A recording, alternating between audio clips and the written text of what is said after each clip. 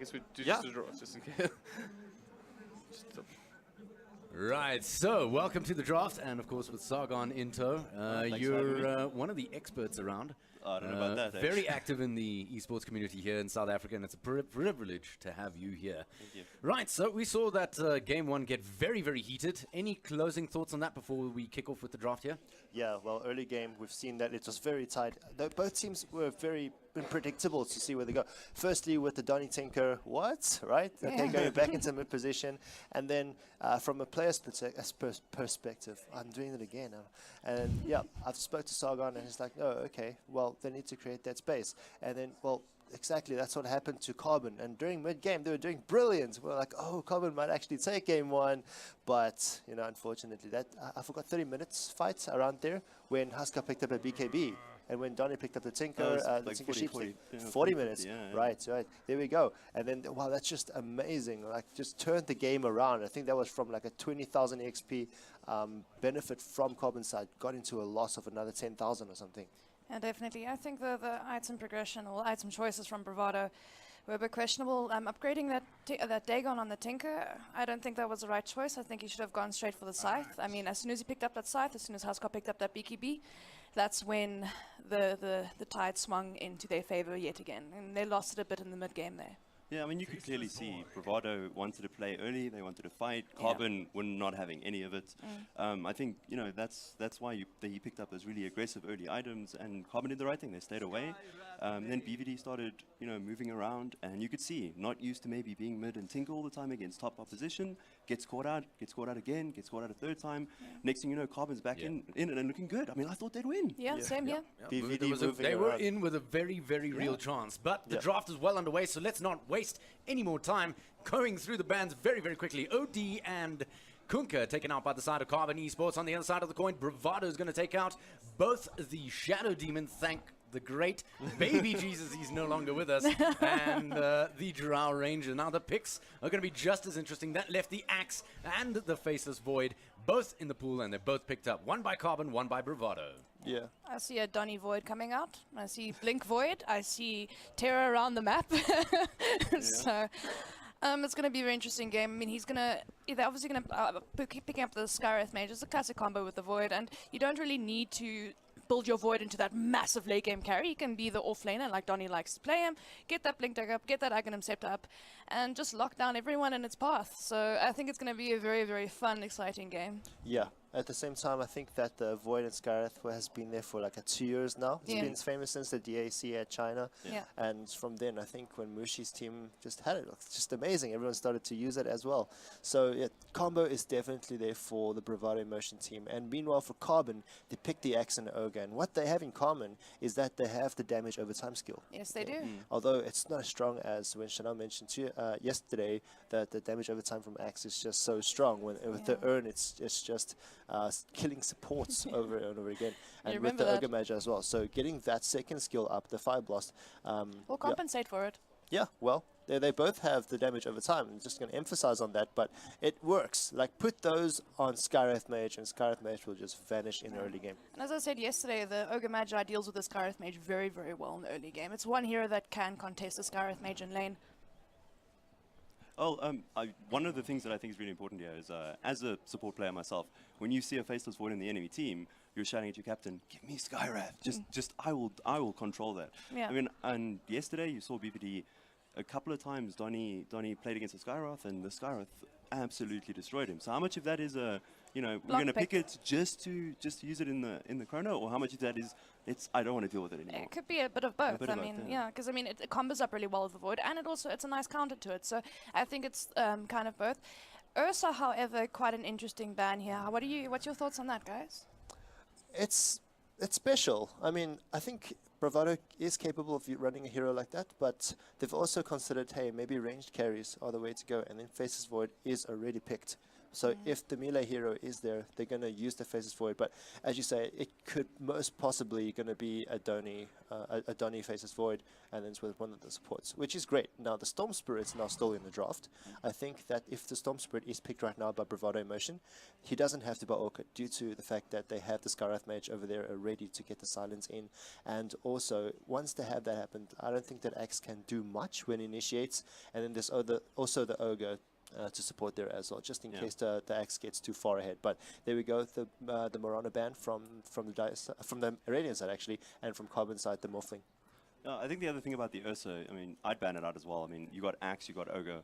I mean, that's a bully, right? You got two bullies who are going to run at you, and if you add Ursa into that, I mean, what are you going to do if three of those guys come up to you in a lane and start beating on you?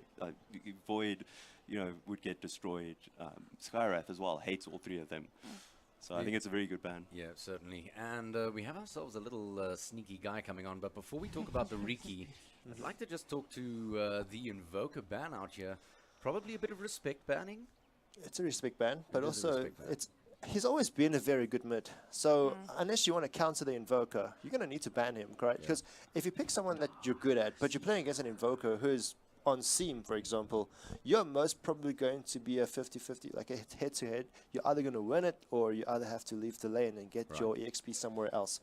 Well, and joining the Riki in the side of BVD will be a Darkseer, but on the other side of the coin, Vengeful Spirit. Now, there's someone we haven't seen in quite some time. It's also considered a counter to Void. You can swap someone out of Chrono and rather let the Venge die than say your core die. It's very interesting. I think, I think Carbon is showing that they're definitely going to have a high value target that they're going to be picking up soon. That Void is going to Chrono, and they want to save that. So it's almost anticipating that very important core that they don't want to risk losing early.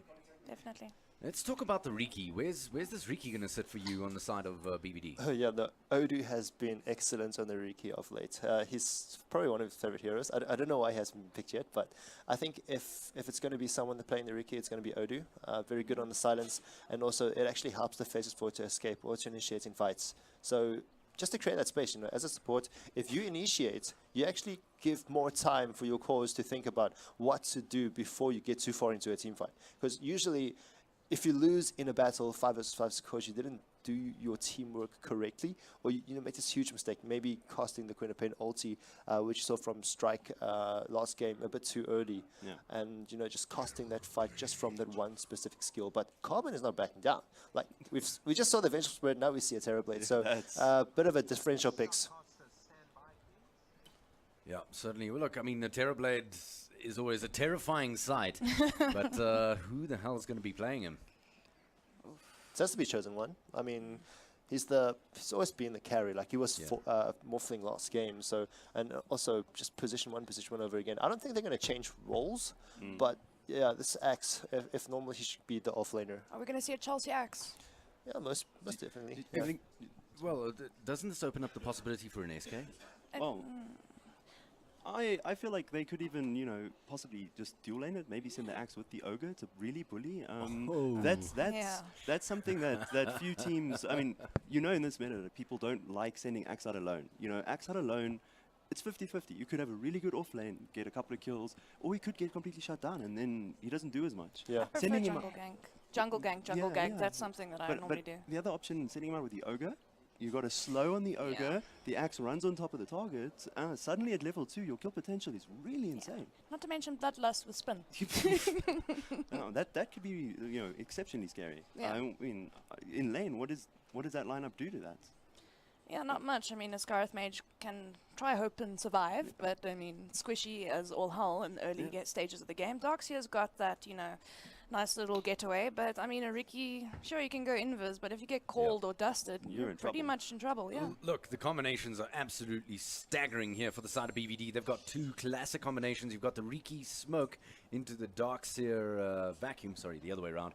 Vacuum into the smoke, and that's it. Your whole team is stuck inside that pervasive smoke that doesn't allow you really to do much of anything, allows you to miss your hits, doesn't allow you to cast your spells. It's a real problem, and that's a great setup for a Faceless Void Chronosphere to just drop the Skywrath Mage ulti on it It's absolutely huge. It's a game of combos for BVD. Now let's quickly take a look on the side of the bans. The final bans for this match of Carbon versus BVD is going to be a Alchemist from the side of Carbon, and Bravado have opted to take out the Quap. Very, very good ban there, the Alchemist. It's, you know, it generally does well with the Faceless Void and as a hard carry, and it can also farm up the Aghanims if it really wants to. Is this Quap ban also a respect ban because of the results of the previous game? Sort of, the Quap in the previous game? 2 games that we played, they were seen Strike play the Queen of Pain, and he's been doing exceptionally well at it. But right now, I'm a bit skeptical because the Storm Spirit has not been touched at all right now, and it's kind of perfect for Seam to pick this up. Or Donnie, even, like he was excellent with that hero. The Viper is a little bit weird. Halbert likes to support Viper. Nobody thinks it's viable. I think it works. All right, I will there you support go. Albert. Ogre Viper, slow like to the max. Ogre Viper and Terrorblade lane, that could be cancerous. But do you not think the Viper's going to go mid? And then if they They do could. pick up the Storm is not going to have a good time. Sub 6 Yeah, against sub the 6, Viper. yeah. He's going to have to just stand back at his levels and go hero farming at To be level honest, 6. I like this Viper pick. So It it's probably gives gonna him be mid. That range gives him the ability to smack hard from a distance, which is kind of what BVD was doing to Carbon in the previous game. And they're going to do it again in the form Sniper. of a sniper. So you're in for a great show, boys and girls. We're going to head on over to the Shoutcasters. But before we do that, quick predictions. Rainz, BVD, right? Succubus? BVD. Not really. Sargon. I'm going to go with Carbon. Attaboy. There we go. The Mount Standard. Right. So, straight over to you, Halbert and Prof. Take it away. Give us your final thoughts.